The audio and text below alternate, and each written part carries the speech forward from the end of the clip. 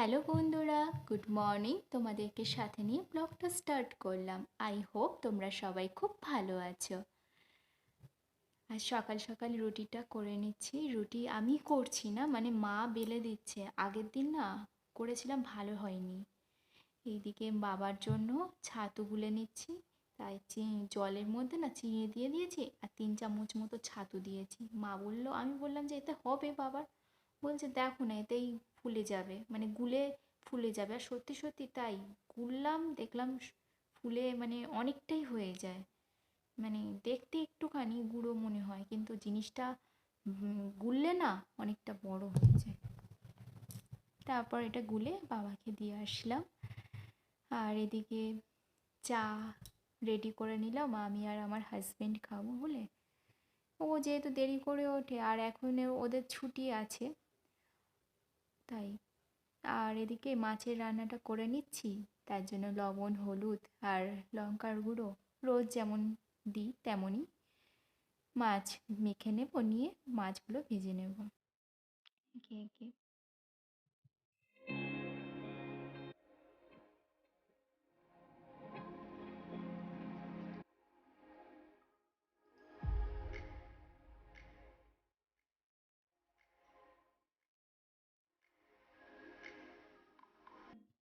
আজকে মাছের ঝোলে না ওই আলু আর মানে পটল দিয়ে আর মাছের ঝোলটা বানিয়েছিলাম।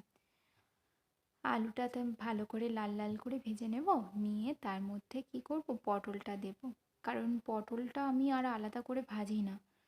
কি বলো তো, মানে আমাদের বাড়িতে তো তেলটা কম খায় বলে ওই জন্য আমি তেলটা যতটা কম দেওয়া যায়, মানে সেই জন্য দেখো একদম আমি কিন্তু খুব কম তেলেই রান্না করি। যতবার তোমরা দেখেছো আমার ব্লগটা, খুব মানে দেখবে, খেয়াল করবে, আমি কিন্তু খুব কম তেলে রান্না করি। আর আমার বাড়িতেও সবাই কম তেল মানে পছন্দ করে, যে তেল মশলাটাও যে খুব ভারী দিই বা হাই দিই, কিন্তু না, আমাদের যতটা কম খাওয়া যায়, মানে সবাই সবসময় বেরোয় তো রোজ, তাই লাইট করার চেষ্টা করি। আর লাইট খাওয়াই ভালো। আর এদিকে পালং শাকের এই যে শাক কেটেছিল মা, সাঞ্চে শাক বললো, সাঞ্চে শাক দিয়ে আর ওটা ভাজা করছি। আর এদিকে কুমড়ো আর ঢ্যাঁড়স দিয়ে চচ্চড়ি, ওই চিংড়ি মাছ। তারপরে এদিকে আমি ঘরে এগুলো পরিষ্কার করে নিচ্ছি। আজকে পরিষ্কার করে নিলাম এগুলো। আমি না ঘরে না প্রতিদিন অল্প অল্প করে পরিষ্কার করি, কারণ একদিনে না পারি না, সত্যি কথা বলতে এটাই। আর ওই জন্য করে না আমি একটা একটা করে যতটা পরিষ্কার করা যায়, ওই জন্য ঘরে একটা একটা জিনিস একটা একটা করে পরিষ্কার করে নিই। কারণ শুধু যে আমাদের ঘরটাই পরিষ্কার করি তা তো নয়, মা বাবার ঘর থাকে, হুম, তারপর অনেক কাজই থাকে না সংসারে, তো প্রচুর কাজ। আমাদের মতন মহিলারা, মানে আমাদের মতন এরকম সংসার করে যারা, তারা তো সবাই জানো যে তাদের বাড়িতে মানে কাজের কোনো শেষ নেই। এই যে আমি এখান থেকে আরেকটা চেয়ারে যাচ্ছি, আর আরেকটু হলো পা পিছলে পড়ছিলাম। আর বিকালবেলায় আমার হাজবেন্ড একটা জায়গায় ঘুরতে নিয়ে গেল, মানে আমাদের বাড়ির আশেপাশেই।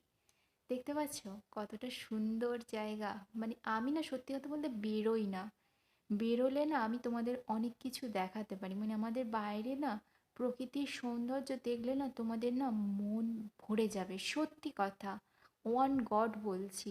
কিন্তু আমি বেরোই না বলে না, ওই জন্য করে আর দেখানো হয়ে ওঠে না। তাই আমি আজকের বললাম, আর আমার হাজবেন্ডও বেরোতে চায় না, সেই জন্য আজকে আমি বললাম তুমি নিয়ে চলো। আজকে আর কোনো বাহানা না। এই যে আমরা যখনই দুজনে বেরোবো, ও ঠিক কোথা থেকে এসে হাজির হয়ে যাবে। ও কোথা থেকে এসে হাজির হয়ে যাবে আমাদের, আমরা যেখানে যাব একটু করে দাঁড়াবে আর সেখানে যাবে।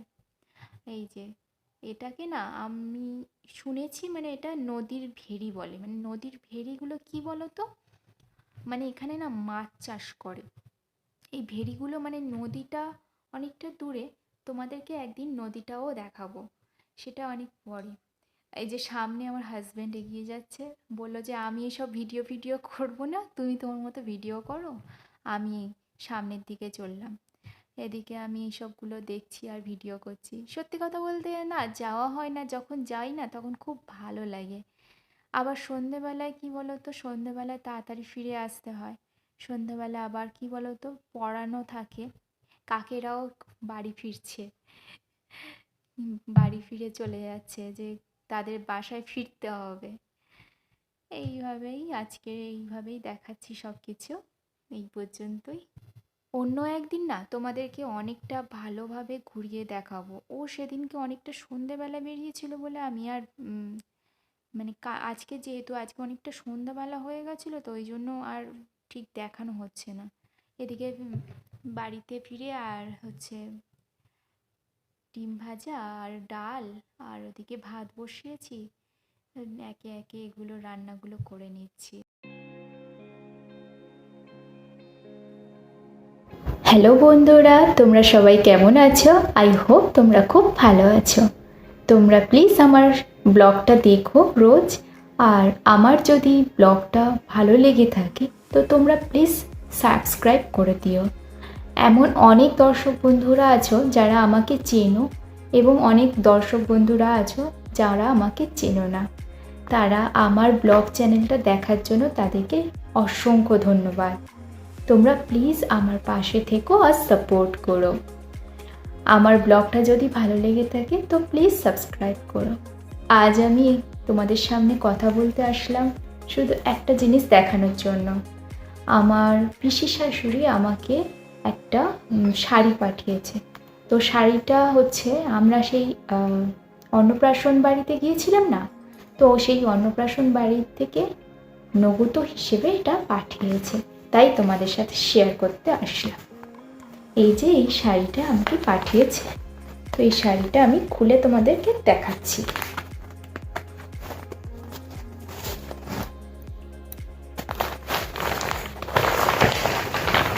এই যে এই শাড়িটা পাঠিয়েছে। আমাকে কেমন লাগছে সেটা আমাকে কমেন্ট করে জানিও। আর যারা আমার রোজ চ্যানেলটা দেখো প্লিজ সাবস্ক্রাইব করো আর আমার পাশে থেকো। Thank you for watching.